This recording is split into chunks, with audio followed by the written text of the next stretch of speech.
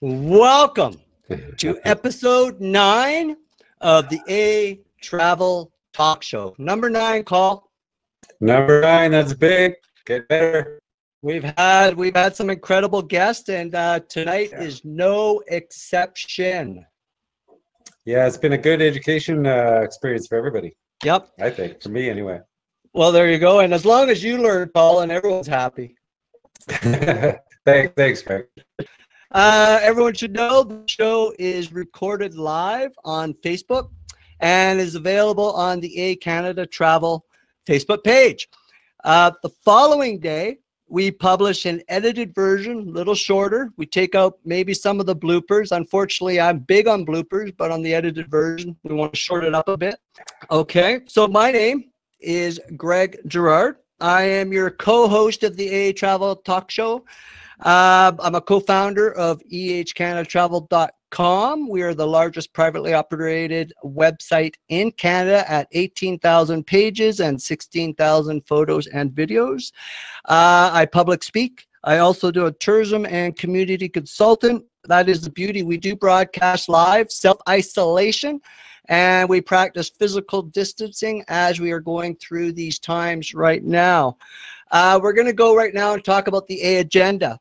We're going to share with you a little bit about what we're hearing within our sphere of influence and with our contacts around the world on how tourism is shaping. Second, special guest to the show, Mr. Dan LeFave. Dan here's got a really interesting and awesome resume. He's a productivity strategist, a business coach that works with entrepreneurs. He does some public speaking. He's also a #1 best-selling author. And Dan is going to bring a lot of great stuff to the show.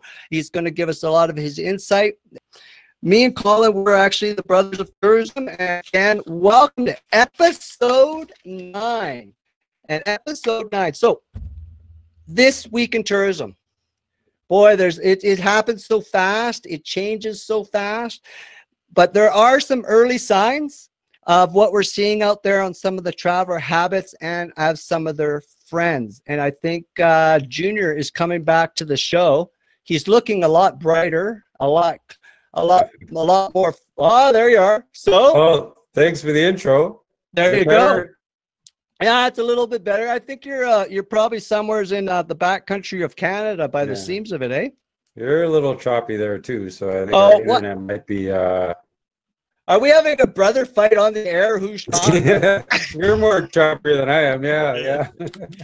What I'd like to really get into right now is that 54% from this survey done by the vacation.com indicate COVID-19 has impacted the financial ability for people to travel. To our clients, here is 3 things that in our discussions in this past week. Here are 3 things I've pretty much have come down to the conclusion of what we need to do as a tourism business in our respects for online. One is you got to be transparent right now, and you got to say it like it is. I've said from the get-go call, international travel is 3 summers, counting this summer away before it even gets respectable. So now it's up to the businesses to sell themselves to that traveler trend, that traveler habit, right? So it's pretty cool. It's pretty cool in summer seeing how everything's shifting on that. There's an opportunity for tourism businesses right now to readjust, and I'm not going to use this word, and everyone knows the word. I have this pivot word. I'm not big on this pivot word. So our guest today is Dan LeFave. Dan is a business coach, productivity strategist, a public speaker, #1 best-selling author. Dan, welcome to the show. Great to be here, Greg. It's an honor. Thank you. Excellent. So Dan, we're just gonna go back and forth with a whole bunch of interesting stuff and let our viewers hear what you have to say and give them a little insight of how they can move forward. Dan, I've given a little bit of background of who Dan is, but I think our audience is going to want to hear your story from your side. Maybe you could share with our audience a snapshot of who Dan LeFave is. Certainly. Well, you know what? I think one of the things that really stands out and helps me make me stand out is that from a young age, I had a different perspective on life, and I've had a lot of second chances. So, and the first one happened when I was young, under 10 years old, and I was in an accident, and there was 3 people killed in that accident. So it was very a disastrous accident, and I landed in a coma for 3 days. Wow. Yeah, but you know what? The thing is, you don't know much when you're a kid, but I started looking at the world differently and asking questions, and and honestly, when I look back on my life now, I realized I think I took a right turn, like major, because because my both my folks and my brother didn't even graduate from high school. I went to university, right? Yeah. And I have so many relatives. I have so many cousins, like between 60 and 70 cousins, because there was like 13 in my mom's family, 9 in my dad's, and so I had this unique experience where I went on to higher education and did different things in life, and I really don't relate to any of them now when I think of it, and it's just a different world. I think that was a jolt that shifted me. But you know what? As a kid, also, I grew up in a family business. My dad was a butcher and had a meat shop. I grew up in that business. I learned customer service at a young age, and I learned how to do a lot of things at a young age that most kids wouldn't even touch today. So, but and I've had all that experience, and then I also, later in life, my brother was starting a business. He invited me to join. It was a construction business for telecommunications and for wireless telecommunications. I joined him, and within a couple of weeks, sprained my thumb, landed in the office, started reorganizing business, and next thing you know, I'm the business manager. and we built the business from 200,000 to 400,000 to 600 to $1 million within a few years. And so, it just, these are the kinds of things I did when I was in my 20s, and then I went on. My brother and I didn't see eye to eye. We weren't going to work together long term because the business was his, and that's how he saw it. Yeah. But in the end, I got recruited to do project management, which I never did before. I was given a $25 million project with ClearNet at that time. Then TELUS bought them. So everybody knows TELUS, that's in Western Canada.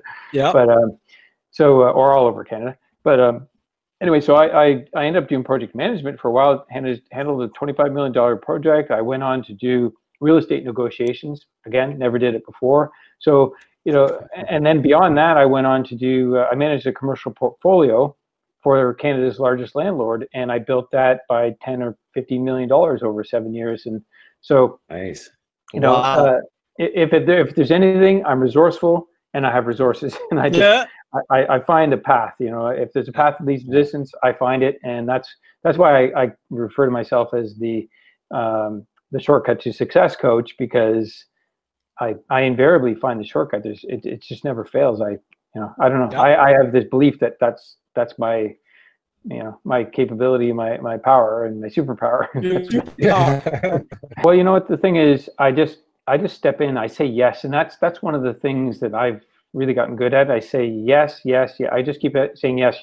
Early on in my coaching career, Bob Proctor was my mentor, and nice. And it was interesting. I was talking to a sales guy, and he's trying to convince me to become a coach with Bob. And I was asking a lot of questions, and he said, "Well, let's get Bob on the phone." And I was like, "All right, sure." I don't know who Bob is. So within a couple hours that evening, they had Bob was on the phone, and he said some things to me, and it really resonated. I felt that, I need to go and teach. I read a lot. I study a lot. There's a term called Kaizen, which is a Japanese term, and it's consistent and never-ending learning. And that's how I see myself, because I'm always learning and studying and practicing and doing different things. And so you know what? I said yes to Bob. I invested. I actually got fired. That was the kick. I never got fired before in my life, but got fired. And then I did some soul searching, and that led me to Bob. 6 months of soul searching, by the way, and I tried some other business that didn't work, but that even led me to some pretty interesting conversations. But I get invited. I get invited to people's houses. Like Bob invited me to his house, and we were supposed to go there for an hour. We were there for the whole afternoon, and so I don't shy away from anything, but I also say yes. Yeah, I just keep saying yes. As long as it feels right and it looks like it's going to be beneficial, I say yes and I move forward. And I've invested, probably $250,000 in reading, studying, learning courses, you name it, masterminds. And I don't stop because I know that I have to continually invest in my potential. There's a saying that I'll share that you might have heard: your business growth will never exceed your personal growth. And Totally agree. 100% good. So that's how I live. I can't say that without living like that, right? So, Yeah, no, I agree. Yep. So Bob Proctor, eh? Yeah. That's pretty. You pretty much went for the top ring of the ladder on that one. Well, it was just it was perfect timing. My friend was studying his work, and she said, "Why don't you look at that?" And I said, "Okay." And again, I was soul searching. First time ever getting fired, and I just so I did some soul searching, and I bought all his programs, and then next thing you know, he's offering me to become a coach. And by the end of that day, I invested $20,000 in Bob Proctor. Yep. So, perfect. As you can tell, Dan's the man. There's no pun there. He is the man. So he's the Bob Proctor of Canada. How's that? So ask Dan some questions while we got him. So Dan, it is said, and again, when I was doing some of our background, it is said you have a very unique perspective of what it takes to take control of your mindset and to create a happy and successful lifestyle. So my question to you, Dan, is this: with COVID, how have you adapted your perspective, or have you adapted it, or is it still the same old thing, just a different environment? Well, for my business, there's not much adapting going on, but for clients, definitely. And so right now, I mean, there's a lot of pressure, right? And so if you think about pressure, people can get into a situation where they have problems and need solutions. And I like to get them, outside of that zone, which is, asking questions, seeking answers. Yeah. Different mentality, right? So, and that's perspective. That's one of our faculties. And so I have to get them thinking like that. What's the future of your business and of your life? Because if you don't think like that, what happens is you only reflect on what you know, which is going to create a predictable future, which is no good. I mean, it's not going to, there's no change there. There's no advancement. There's no progress. So the core thing that I'm working with people now is get them thinking about the future, get them planning it. And I have a cool tool for everybody here today who shows up that, you're going to get this planner that I'm talking about here, this productivity planner. But yeah, just get into planning mode and future thinking. And as long as you do that, then you have dots or steps that you can move to. If you think about it, like Steve Jobs said, you always can connect the dots looking backwards. So, all right, well, great. Well, then I'm the guy who actually helps my clients create the dots. So we create the dots, right, or the stepping stones, and then we move towards them with expectation. And then, eventually when they hit a certain level of new business or progress, they can look back. Okay. So instead of just, moving forward and figuring things out along the way, why not create your future vision, take the steps, measure performance, look back, and look for breakdowns too, because if you don't know where things are breaking down, you don't know what to fix, right? So it's like taking your car in and say, hey, would you look under the hood? And they're like, yeah, well, I only have half an hour. Can you just like make it quick and get me out of here? Yeah. No, we're going to have to do full diagnostic. We're going to have to check, and find out where this issue is, right? And that's the way it goes. Do you find with your clients, do you find that they're willing to get this diagnostic check, or do you get pushback? For the most part, I don't get pushback because I'm able to make it very clear that this is essential. Like I just said, your future is created here in the present tense, but against the background of the past, and that's not very, that's not very beneficial. You have to create a future that you haven't even seen before, and then take steps towards it. Otherwise, reflecting on what you know, that's a limitation. We call that your comfort zone, or the box that you live in. And that's there's absolutely no way to step up to the next level of business or progress or success without going outside of that. I mean, I always say you have to get outside the box, to look in to see where you need to go. Yeah. So that's my way of doing that. I say, okay, let's get a future vision, and it's very simple actually. I'll do a snapshot of their current business and then a snapshot of their future business, their 3-year snapshot, and then we contrast it. And oftentimes I can say, well, who's here now that you don't need in the future, or what positions do you need to fill, and get them thinking like that. Because if they don't have that kind of perspective, they'll just do what's normal and comfortable. And guess what? That's 3 years from now, they're going to look back and say, well, nothing's changed. I'm still the technician of my business. I'm not the entrepreneur. I'm not succeeding or prospering.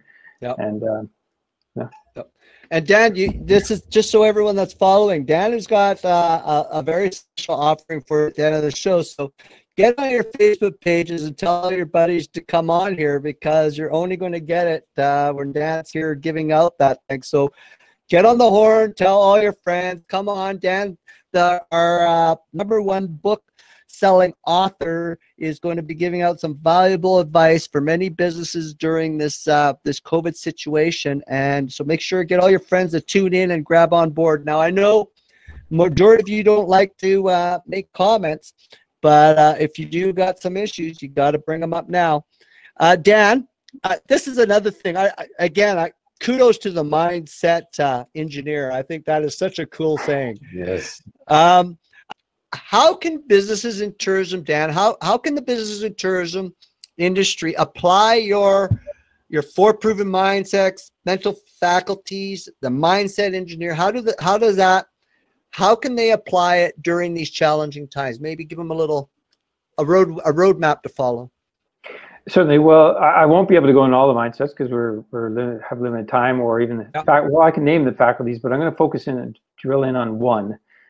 Because it's been what I've been talking about. So the one core mindset is to always be preparing. So preparing for success, because if you think about opportunities looming out here, and then you're getting prepared, you're doing the work, you're doing whatever is necessary, and then when those two align, it's like perfect. It just happens, right? The right people come, the right circumstances come, and doors open, money comes in, and everything just flows. So that's the mindset. But the faculty is, well, these are the 6 faculties that we have, mindset in our mind. They're perception, will, imagination, memory, intuition, and reason. And those are power, those are powerful faculties that we have. Most people don't use them. Einstein and Nikola Tesla, used imagination, more than anybody else we probably know, and Edison and others. But the one I'm going to focus on is perception, because perception is key. And it's like, people could be saying right now, oh, this is horrible, this is bad, this is going to go wrong. We'll use the word pivot. I got to pivot. Yeah. Yeah. Well, we're using it in a negative context. Right? I got to pivot out of this business, right, and do something else. And I've heard people saying that. I got to shift or pivot. And so, that's not absolutely true. That's just that's a perception, right? It's fear-based, but it's a perception. So the key is, what do we have control over? Let's start taking account of that, right? Like you were just saying. If cottages are 10 feet apart, and I went to a cabin this past summer, and I was thinking, were they 10 feet apart? And I'm like, yeah, they were. So yeah, they're going to be open. So I could go back there. And Nice. So, but here's the thing: people don't want to, stretch themselves too much, and they need to have this different perspective about what's going on. I have a little, kind of mentality that I don't participate in things that I don't like. So I'm choosing not to participate. Well, thank God you like this. Nice. Yeah. So yeah, but I'm choosing not to participate in this COVID-19 fear and all the chaos and everything like that. I'm not a big media watcher, so I just, I tune into what I need to hear, and that's it. Or people tell me, like there's been recessions in the past, and I didn't participate. That's just by, people were like, hey, there's a recession. I'm like, really? I'm busy. I can't stop working. I have so much money coming in business, right? I just, So that's the one thing, is you can choose to participate if you like, but at a minimal level. So when I say perception, it's like this, our mind is an information center. So there's information coming in all the time. We take it, and we absorb it, and then we take our memories and experiences, and then we decide what we're going to do with that, or if we're going to do anything at all. But the key thing here is we have to now guard our mind. So we have to keep stuff out that's not going to be advantageous. So when I say media, I would say, go looking for the media that you need to help you in your life. Don't just watch CNN or anything. Don't have that on your tube all day long, because that's going to be a problem. Yeah. So guard your mind from any information that's kind of useless and going to cause problems, but also feed it. Mm-hmm. So, for example, this is a great resource right here. Feed it with with shows like yours, and with the solutions out of the box, outside the box thinking, which is, hey, you know what? Where are the options? Where can we start here? What's like you just said, I didn't even realize, if you have a property that has cabins like the one I went to last summer, go 250 kilometer radius or a mile radius outside of that, start there, right? And look for your ideal clients there. So, but the key thing is, if this is an information center and what we think becomes, our lives, and I'm not going to be able to prove that today, but just trust me on that. Our thoughts do compound. Ralph Waldo Emerson said that, eventually we wake up to a banquet of consequences. And so if we don't think our way into some sort of success or some sort of movement or momentum, guess what? The world is just going to be whirling around us. We're going to be reacting to stuff that's coming in. And, and that's not advantageous. We have to actually pick our destination, say, that's what we want. This is the income I want. These are the number of clients I want. This is the area I'm going to focus on. And this is where I'm going to succeed in, and then keep working on that and keep building around that possibility. Okay. So, like that's the nature of it today. I mean, we don't know what's coming, right? We don't know what the government or anybody else is going to do. So we just have to, bootstrap it. Yeah. And that's what from our couple of our previous shows, we were talking to this professor in Saskatchewan and also Carol in Australia, and kudos to you guys if you're watching. It's exactly what they said, is it's all perception, and they say, with every challenge comes opportunities. And even though it's a tough situation out there, and you can look at ourselves here. I mean, we're an entrepreneur company in a very tough industry right now, and we've come out with probably more innovative programs in the last 3 months than we have for a while. Just for one is you got to pivot, and you got to make sure that you use what your foundation, what you're good at. But then now we're looking at it, and we have a show that we've got clients coming. We have a very good community marketing program that we're distributing and working on.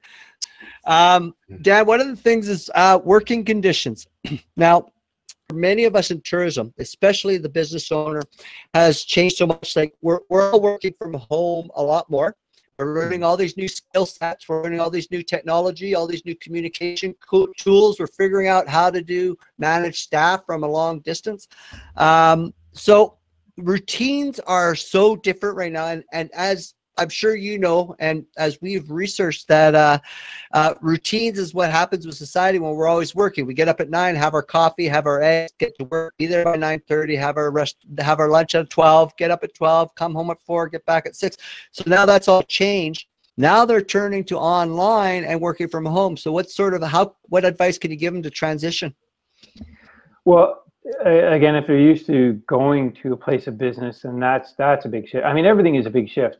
And there's a great system that's called the emotional cycle of change. If anybody's a student and wants to learn, and everybody's going through this emotional cycle of change. Now we're all going through it at different rates, but basically, there's 5 steps to the emotional cycle of change. And unfortunately, the first one isn't even existent in this current situation, because usually you think about something and it's exciting, you're starting something new, but that doesn't even exist here. It's like you're thrown right into what's called the valley of despair. It's like, oh crap.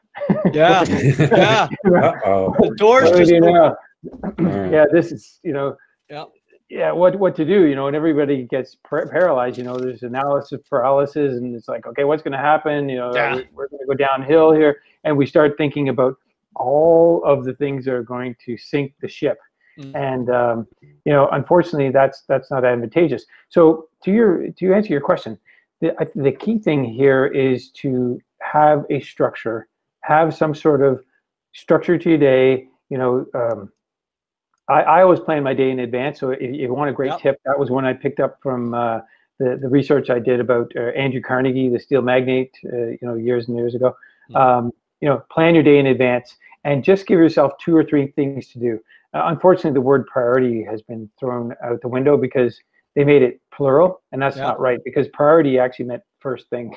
And so it's like, how can you have 3 first things? So, you know, so the one thing is definitely to plan in advance. So plan a day in advance. Just plan at least 3 things you can do. Those are big movers in your business. They're going to drive the income. So plan those things in advance. Put it in your calendar. Block the time off, and be very specific with what you're doing with your time. Okay. And if you have families, you're going to have to block some family time. You know, people ask me, can I talk with them at 12:30? You know, on a weekday? Absolutely not. Why? That's time with my family, because I gotta get my kids out the door and out in nature. Otherwise, you're gonna tear a strip off each other and me. So yeah, having structure to your day really matters. So it's a different, you know, it's not the, you know, the commute and then get to work and the lunch and everything like that. So it's quite different, and you might find that you have to do things differently. So some of my clients are getting up earlier, 5, 6 a.m. doing you know, especially with young children, they're doing a bunch of work, and then they have their family time with their children and so on, then back to work again. And then, you know, there's a pattern to that as well. Like with a 3-year-old child, they don't get it. They're like, hey, mommy, you know, I need milk. And so, you know, that kind of thing can be a problem, especially if you're trying to focus, because every time you get interrupted, it takes about 15 minutes to come back to where you left off. So yeah, it's definitely important to have structure, rhythm, and pattern and flow, and whatever you need to do to get that done. So if it's starting earlier in the morning and then take a bit of a break and then start again. And again, for anybody who has young children, one of my clients, she got this little timer. It has a little duck on it, and she gives her daughter the iPad, and her daughter turns it on. She's like, "Mommy will play with you in 60 minutes. Press play on the timer." Ding. No way. Right? Nice. That's smart. Yeah, and then you know, the child will get conditioned, because that's a boundary now. And I even learned something that I think, I don't know if it was Steve Jobs or somebody did this too. Like, you know, when I have my hat on, I'm focused in doing business. You know, that's to, you know, when he's working at home or whatever, or if it's headphones or something, you know, I'm clearly doing business here. I don't want to be interrupted. You know, but again, younger children just don't get it. They just blast in and tell you what they want. But yeah, just having structure to your day and organize it any which way that works best for you. If you're not a morning person, don't force that. Work later in the day. Like, don't, you know, some people will be like, yeah, but you know what, I got to get up early. And why? You go, you know, you going anywhere? No. Just do what you need to do. If you're capable and, you know, can work late in the evening, and that's better, than just do that. And, you know, but having some sort of structure and blocking times. And I'm going to give a tool today that's going to help block time. But you know, that's important, because if you don't block the time, and if you don't do the most important things early in the day, early in the week, guess what? Willpower starts up here during the week, and then it keeps going down. By Friday, you want takeout and Netflix and nothing else. Right? And so yeah, so you need to use your willpower when it's high. So that's first thing during the week, first thing. And early in the day, first thing. And I always do this. So if there's any sales involved in my day, that's in the morning, because I am most, you know, I'm most alert. I have the most energy. That's when I do my best work. And so I do that. By the way, also, if there's anybody doing sales, if there's any sales being done in the listeners do sales of some kind, always do the Monday morning 9 a.m. people have the least amount of resistance, least amount of frustration. Monday morning, 9 a.m. So it works really well. If you're working on different time zones, it works really well. So you could have a call at every different time zone at 9 a.m. So I heard from someone to schedule family first and business around it. So within reason, he says, of course, but that totally makes sense with what you're saying, Dan. Yeah, you know what? I mean, here's the thing. Yes, I agree with that, but now it's a little bit different. So I think that you might have a bit of an intentional imbalance right now, and that's where you might say to your family, you know what? Things are unpredictable. I want to make sure we're safe and secure and we have the income we need to live the life that we want and be comfortable and safe. And I'm going to focus more on business right now, but it's only going to be for 3 months or something, where you can just say, you got to tell your family what you're doing. Because if you make a change, guess what? They're going to be all over you. Because when you change, others have to change too. And absolutely nobody wants to change willingly. They just don't put their hand up and say, hey, I want to change. It's like, like my dad went in, they said, we got to take your gallbladder out. And hey, by the way, if you don't quit smoking, you're going to be dead. So he quit smoking. There you go. So Dan, I think you brought this up at the very beginning, but you have been a part of multi-million-dollar companies now, and you've been your own business owner, and then you moved on another check mark, a successful author of business coaching books. What plan of action would you implement now on the COVID-19 era if you were one of the many small businesses and you're struggling with little revenues coming in? Well, if I put myself in their shoes, there's no real indication as to when this is going to lift. So, what I think again is to plan for the future. I don't know if that's going to be a few months out. I mean, if it's seasonal, it's definitely, if it's kayak rentals and even whitewater rafting and things like that, then you have to plan regardless of what's going on. And then see what the circumstances are to see if you can possibly accommodate, the circumstances. But also, and again, I don't know if this is possible, but I'm always thinking outside the box. So it's like, if I had to do this, could I sell at a discount? Is that possible? Or could I offer gift certificates or something like that? Because people respond to scarcity. So, like, hey, this is going to lift and things are going to shift soon and we're going to be open. Do you want to secure your spots? Because if you don't, there's going to be a lineup and you'll be at the back of the line. And people don't like that. It's just like, okay, no, I want to be at the front of the line. So you could do something where, and it may not bring in cash immediately, but you could say, okay, we're going to do an offering right now where you can apply so that you get to the front of the line. Let's say if it was, I've gone whitewater rafting a dozen times. So let's say if it was that, we could say, hey, we're going to be opening at some point in time because things are going to lift and shift. Do you want to be at the front of the line? Yes. Okay. Then they raise their hand. That's a micro yes. That's getting them moving in the direction.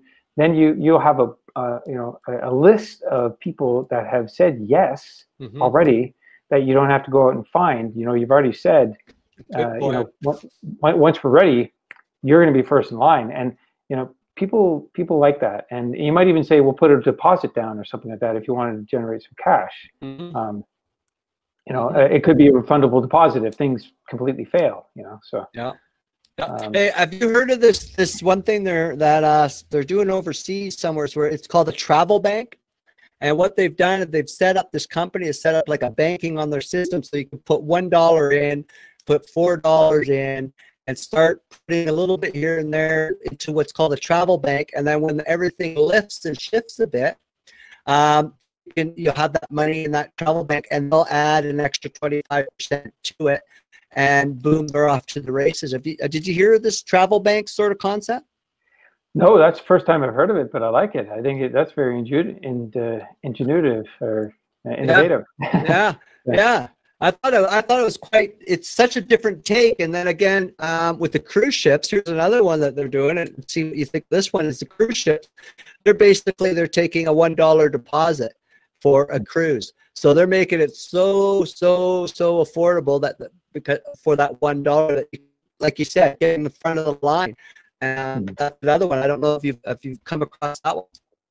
No, I haven't heard that either, but I have a friend who does a annual cruise, so I should mention that to him to see if that's interesting. But he's a marketer, so let me actually just mention this too from a marketing perspective. Yep. Just getting somebody that will invest $1 will give you like an 80 to 90% chance that they will invest the other $2,000 or $3,000 or whatever for the cruise. Yep. Just that $1 alone is a micro yes. And it's a huge advantage. It's a huge advantage. So if anybody's listening here today that has a business that can get people saying micro yeses, whether it's $1 or $7 or $10 or something, as long as they say yes and they pay, then they're more likely to continue and to invest the rest. So I like that, the micro yes.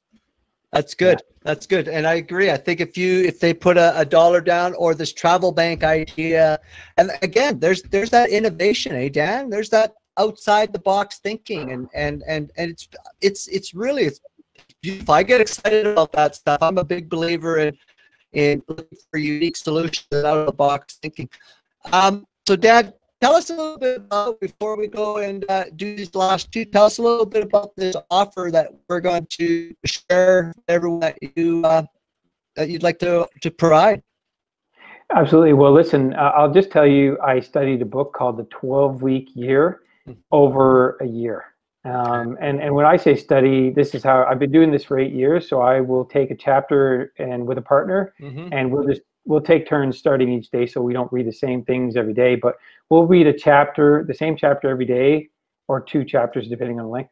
We'll read the same chapter every day for 30 days, and that's how we study a book. Like, we want to know it intimately, highlights, notes, all sorts of things. Yeah.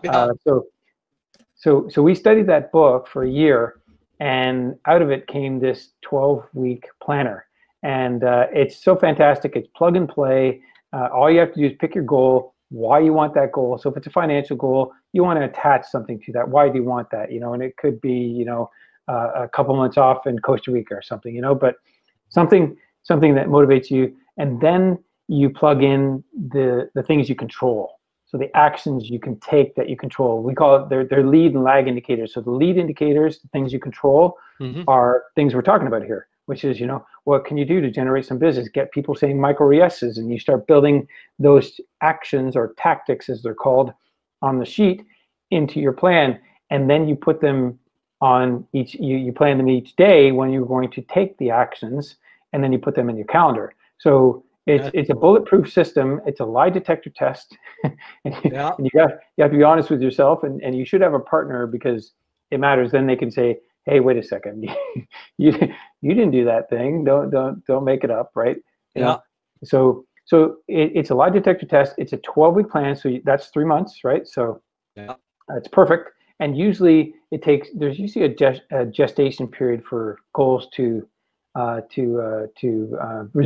out and results to come. So just having that alone is super beneficial, because now you have a 12-week plan. You can measure performance, and as long as you're 85% or above on the actions you're taking, you should achieve your goal. That's the rule of thumb. But it's a plug and play tool. All you do is plug in your begin date, you plug in your goal, you plug in the actions you're going to take, build it out, and then every week you go in there and assess. So I'm giving the tool plus an instructional video on how to do it, and I even follow up with emails to give you more information and details about how to benefit from it, because it's substantial. I have clients that are using it that have $300,000, $400,000, $500,000, $1 million businesses, and they're loving it. They're having so much success from just measuring performance and looking for the breakdowns, because if you don't see where the breakdowns in your business are, you're not going to make any corrections, and you need to see where those holes are and fix them. So. And how do they get access to your 12-week planner? Certainly. Well, it's going to be at danlefave.com/profitable planner. Okay. And literally, it is a profitable planner. I mean, I can't believe how some of my clients are just. So it's danlefave.com profitable planner, and they can grab it there. Again, there's there's a video telling you about it. You just put your name and email in on the thank you page. It'll give you the details about how to use it, and then I'm going to give you follow-up messages that will tell you exactly how to implement it and check in. Because you know how things are. People people fall off or whatever, and I know what that's like. So I'm there to nudge you and give you some encouragement to keep going. Okay, so all you out there, make sure you share this website, www.dan as Dan LeFave, LEFAVE.com, and from there you'll be able to work your way to find this 12-week planner. Dan is a nice and perfect guy because he's going to help you go there, and he's going to follow up with you. He's going to make sure you hit these goals, and he's going to give you some honest and motivating advice to help you achieve this. Dan, in closing, is there any special advice or message you would like to leave with our audience? Well, I would. The key thing that I would say is this: if you're here and you're listening, then this information is right for you. So hopefully you've taken notes and you'll reflect on this, because I don't think there's any accidents. There's never has been in my life, and everything happened for a reason. And you can always connect the dots and justify why things are happening. So if you're here today and you're listening to this and it's making sense to you, and you're thinking, how I can do so much better, and I can solve my issues just with some little tweaks, then take some notes, reflect on this, do some research, and keep developing your skills and your business and your mindset, and don't let this just pass you by, because this is an opportunity to nudge from me and maybe from the universe to say, us too. Look at the world a little bit differently, right? Because when you do, you see different things. Actually, I'll just say this: the only way to make change is this. You have to stop doing old things, start doing new things, think differently, and do different things. Those are the core attributes to making change. That's all you have to do. I mean, yeah, it's work, but if you can stop doing old things, start doing new things, think differently, do different things, and you'll start seeing subtle changes in your life, and things will start getting better, and you'll start feeling better, and then you'll be able to move forward without any hesitation. Excellent. That's great advice. Hey, Dan, quick question. How do they get a hold of, what's the best way to, how many books now are you at? Are you going to spill that little secret, or is that a secret still? Well, I've co-authored one, but then I also wrote my first book is Living Life of Your Dreams. And also I'm publishing a new one, and it's a bit of a secret, but it's about the conversations we have in here about money. So yeah, I think it's going to be really a practical book, in the next 5 to 10 years. So, but yeah, if folks also want my book, they'll be able to grab that too if they like. It's about creating a life of your dreams, and I think that's really substantial. Most people don't have an identity or know what their future plans are, and I think it's really important that you think about how you want to be remembered when you finally leave this world, and that's what the book is designed for. So but first and foremost, if they want to create a plan, go to danlefave.com/profitable planner. That's that's going to get them moving in the right direction. Okay. If we want to follow you and keep in touch and connect with you online, what's the best formats to do that? What social media are you big on that they can follow your story and connect with you when they need to? I think the best place is, because this is business. Everybody here, I think, is business oriented. I'm on LinkedIn all the time, and I post articles, and I'm always giving more value. I'm on YouTube as well and Facebook, but I do a lot of work on LinkedIn and communicate there. And I think that's the best resource, because again, it's business world, business minded people. Yep. And I make so many friends through LinkedIn. It's amazing. I have about 14,000 or so now. So that's a good number. That's a real nice round number, Dan. I know I follow you on LinkedIn, and we have connected there in previous times. So Dan, I'd like to say thank you very much for the show. Thank you for your awesome insight, and I hope we can have you back sometime down the road. And in the meantime, we'll let you go. And of course, we'll just finish the show, and you can catch this on all our social media. And by all means, get a hold of Dan. And again, that address is DAN, Dan LeFave, LeFave.com. So we're going to say bye, Dan. Thank you very much for coming on board. Air 5, good job. And we'll talk to you in a bit. Thanks, Dan. Take care. Thank you. Take care. Okay. So that was our friend, Mr. Dan LeFave, productivity strategist, column, public speaker. I'd love to go see Dan public speak. How about you? Oh, yeah. I'd like to thank Dan profusely. The information is invaluable and make it a real surprise. Yeah. Yeah, exactly. But of course, we'll be using his concepts when we do that approach, right? All those, the apply, the perspective, make sure we approach that very, very well. So again, Dan LeFave, mindset engineer. Pretty stoked we had Dan on the show there, Carl. Yeah, I mean, it's all about attitude, and my attitude's even better listening to him. And I mean, so many important tips there. Yep, and it's going to be great to share that through all 10 and 11 of our platforms. And I like this, fighter attitude, like get up and let's deal with this. And we're always taking a left, take a right, doing our bit to get through that. So that's very good. So thank you very much, Dan, LaFave.com. And make sure you follow him. He is, I know he said LinkedIn, but just so you guys, if you're not on LinkedIn, you can find Dan. You just search his name on Facebook, Twitter, and YouTube. I believe I'm correct there. And of course, LinkedIn is his go-to. Next week, another great guest, Edwin Shepard. He specializes in tourism analytics. Just so you know, Edwin here, really excited to have Edwin. He's with Leger Marketing, is the largest Canadian-owned polling firm. So these are the guys that you see at election time. These are the guys right now that are phoning you and asking you about if you're a tourism business. We're bringing in Edwin's his name, but if you guys can keep a secret, we call him Eddy. But Eddy's going to be showing up next week. He's the big VP, and his little specialty are tourism analytics. So, hey, if you guys out there want to know what's going on traveler habits, what they're thinking, the tips, the trends, and if you want to know how people are thinking and how they plan on unfolding during this rollout, Eddy Shepard of Leger is the guy that's going to be coming back next week, and he's going to give us a big whoop ass in analytics, and he's going to tell us what's going on out there and what people are thinking. So excited to have Eddy on the show next week. Wow. Yeah. Eddy. Yeah. So we're just so all of you out there, when we started the show, we had a little bit of technical difficulties. We were just testing you on your second and third languages out there. We were just seeing if you were able to speak, text speak, and so forth. So what we're going to finish off today is, remember, ehCanadaTravel.com.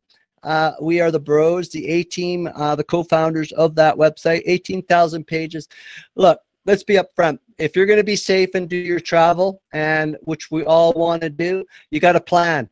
And there's no bigger and better website to plan with for information of any sort. And of course, for booking our calls that support us is ehCanadaTravel.com. And let me put it up there for you newbies. So, and it also is a website call that is participatory. So you can log in and become a Canada Travel ambassador. You can contribute stories. You can add information. And here's the best part. You get the credit. You do. You get the credit. Yes. We publish. We'll publish you. You become one of the experts on our website, and we have quite a few. So come on and join us on that. I think it promotes your area. It promotes wherever you are around Canada. If you write about a park that your favorite park, your favorite place, people around Canada will see that, and it'll all pay off in the end. Yep. So again, remember, this is a live show. We have bloopers. We encourage bloopers. I think they're a hoot. And we've had one today with our technical difficulties. That's an internet issue. we're right up there on the level of CBC, Colin, because they have problems and their audio cuts out and they put the wrong video and all that. So I'm pretty happy that, you know, we're up there at the highest of the newscast, CBC, Global, CNN. I mean, we're right up there. I think we're up for awards. What's that? You know, I think we're up for an award next year, you know, head newscast, presentation, or... Oh, come on, let's be real. Somebody's going to pick us up and put us all across the country. And we're going to have a national show. And, you know, I mean, look at the sets we got. We're doing such a great... Yes. The investment is there. Oof! I mean, the big boys upstairs said, hey, let's get these sets. And look what we did. We pulled all our Canadian Tire money together. And we went and got out some sets. And to be honest, though, the sets were... helpful from a lot of good people who have supported this show and have come through and said, hey, you guys need a set because you're doing something that's pretty special. So again, maybe next week we'll mention their names, but we got to ask them first. We got to see. I mean, no. Hey, you talk good mumbo jumbo when internet's bad. I'll just let you know you're nailing it. Oh yeah, good. Yeah. Good babble talk. Yeah. Hey, May says we got to go talk to corporate. Oh, okay. Yeah.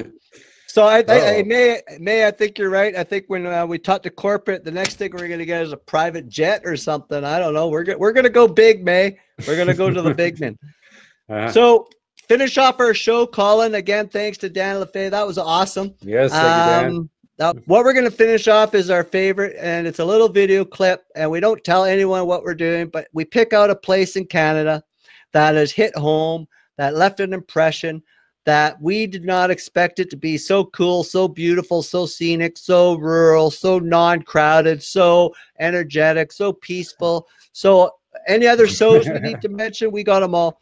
So these are the places. So this week, Colin, before we go, we're going to share with you a place in New Brunswick. Now, anyone who knows me and Colin know we are big New Brunswick fans. We are huge New Brunswick. Beautiful property. Very underrated. Very underrated. With New Brunswick, we're going to show off a place called Grand Manan Island. Thank you for tuning in to the ehCanada Travel talk show again with Bro. And the hosts aren't bad either.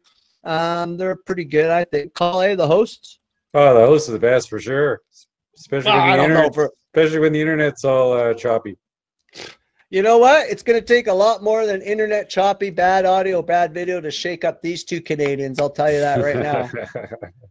We'll adapt.